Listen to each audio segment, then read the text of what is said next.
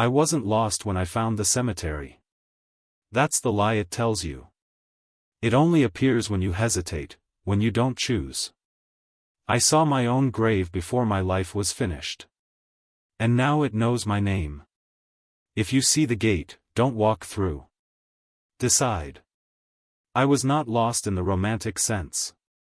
There was no moonlit forest or howling wind to justify fear. I was lost the way adults get lost, quietly, with a phone battery bleeding away and an unearned confidence that the road would correct itself. I had taken a wrong turn leaving my mother's town, the kind of place that dissolves behind you the moment you cross its limits, and the highway thinned into a two-lane road with no shoulder and too many trees. I remember thinking that the trees looked older than they should have, as if they had been planted all at once and then left to practice patience. My navigation app spun, recalculated, apologized. I told it aloud that it was fine. That was when the fog arrived, not rolling in but rising up, as though the earth had exhaled. I slowed. The radio found a station that played nothing but a man reading obituaries in a calm, pastoral voice. I turned it off. The road bent, then bent again, and then there was a gate where there had not been one a moment before. It was wrought iron, blackened, the kind you expect to guard something precious or shameful. The sign above it did not name the place. It only said "Welcome Back" in letters that looked freshly cleaned. Beyond the gate, a narrow drive led between headstones arranged without pattern, like teeth after a fight. I stopped because there was nowhere else to go.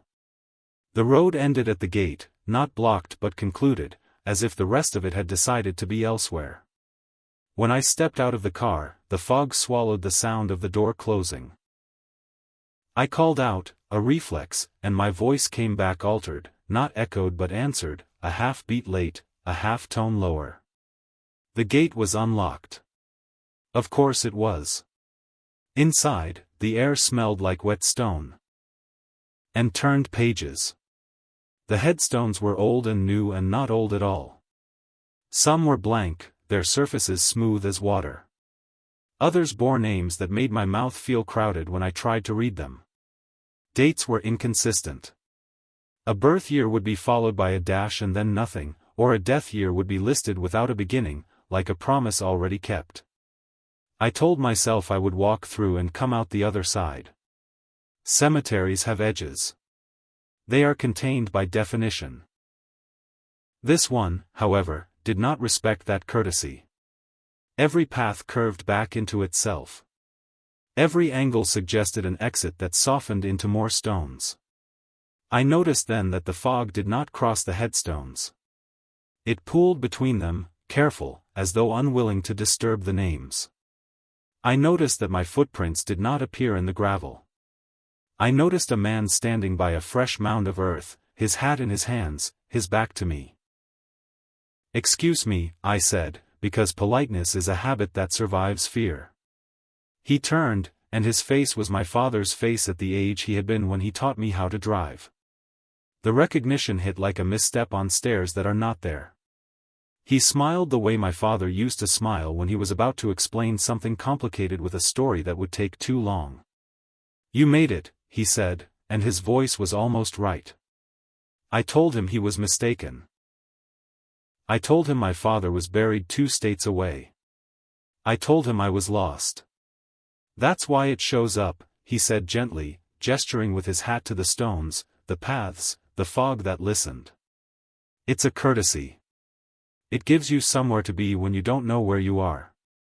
He walked, and I followed, because the alternative was to stand still and let the place finish deciding me. As we moved, the stones leaned closer. Names sharpened. I saw my own surname more than once, spelled slightly wrong, as if by someone who had only heard it spoken. "Do you work here?" I asked. He laughed, and the sound fell straight down. "No one works here. We rest. We wait. Sometimes we remember." We stopped before a stone that was still damp. It bore my full name, carved with care. The dates were blank, both of them. Beneath the name was an epitaph I did not remember choosing, wandered far enough. My hands shook. I told myself that panic was a physical reaction, a chemical event, that I could outthink it. I asked him what would happen if I left. He put his hat back on. His face shifted, just a little, like a reflection disturbed by breath.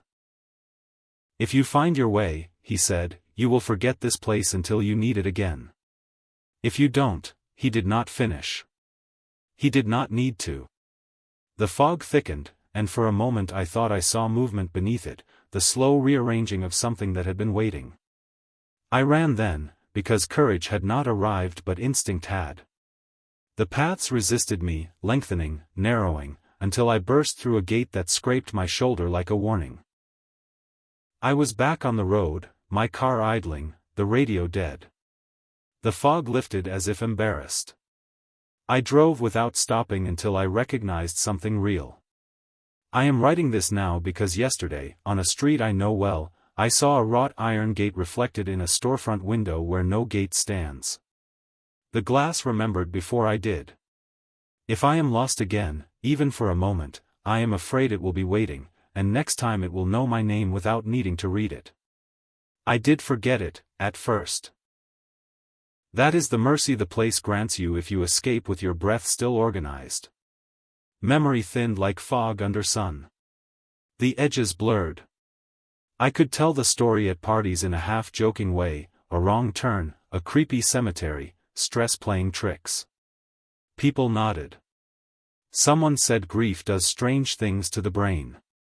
I agreed, because agreement is easier than explanation. But forgetting is not the same as being finished. The first thing that came back was the sound. Not the voice, not the gate, not the stones. The sound of gravel that does not shift when stepped on. I heard it in a grocery store parking lot while standing still. I heard it in my apartment hallway at night, beneath the radiators ticking. Each time, it vanished the moment I tried to locate it, like a word you almost remember but never say. Then came the names. I would glance at a phone screen, a receipt, a street sign, and for a fraction of a second the letters would rearrange themselves into epitaphs. Last names stretched longer than they should. First names grew heavy, as if weighted with dates I could not see. Once, on a train, I saw my own surname scratched faintly into the fogged window, written from the other side. I stopped taking wrong turns. I planned obsessively. Maps, backups, printed directions folded into my wallet like talismans. I told myself that as long as I was never lost, truly lost, the cemetery would have no reason to appear. That was my mistake. Because being lost is not about geography. It is about certainty. The night it came back, I was home. I knew where I was. That made no difference. I was sitting at my desk, the room lit by a single lamp, writing an email I had rewritten too many times, trying to explain to someone I loved why I was leaving. The words would not line up. Every sentence led back into itself. The moment stretched. The house grew quiet in a way that felt deliberate. I smelled wet stone. The lamp flickered, and in its glass shade I saw the reflection of headstones behind me, standing where my bookshelves should have been. I did not turn around. I had learned at least that much. Instead, I closed my eyes and counted my breaths, grounding myself in the weight of the chair, the texture of the desk. When I opened them, the gate stood in my doorway. It did not scrape the frame. It had always fit there. Beyond it, the fog waited, respectful. The sign above the gate read something different this time. It said, "You took too long." I am not lost, I said to the empty room, to the gate, to myself. The answer came from everywhere at once, that half-beat late, that half-tone lower. You are undecided. I stood. My legs trembled, but they worked. The floor between me and the gate had become gravel, pale and unmarked. I could see stones beyond, closer now, their names sharp and eager. My stone was there too. The dates had not appeared, but the surface was no longer damp. It had begun to dry, to set.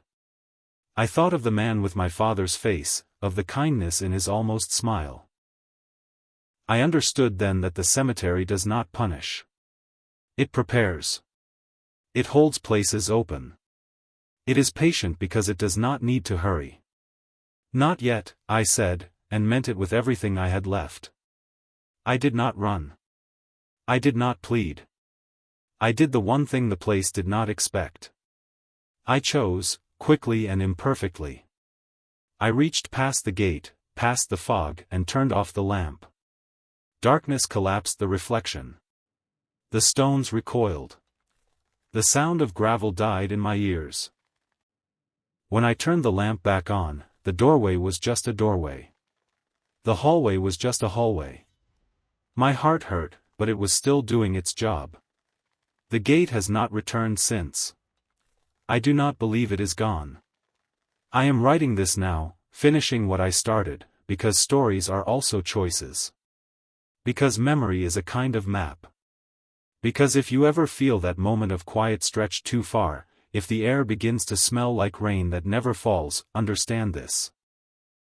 The cemetery appears only when you are lost, yes. But being lost is a decision you make slowly, by not making others. If you see the gate, do not ask who is buried there. Ask yourself what you are waiting for.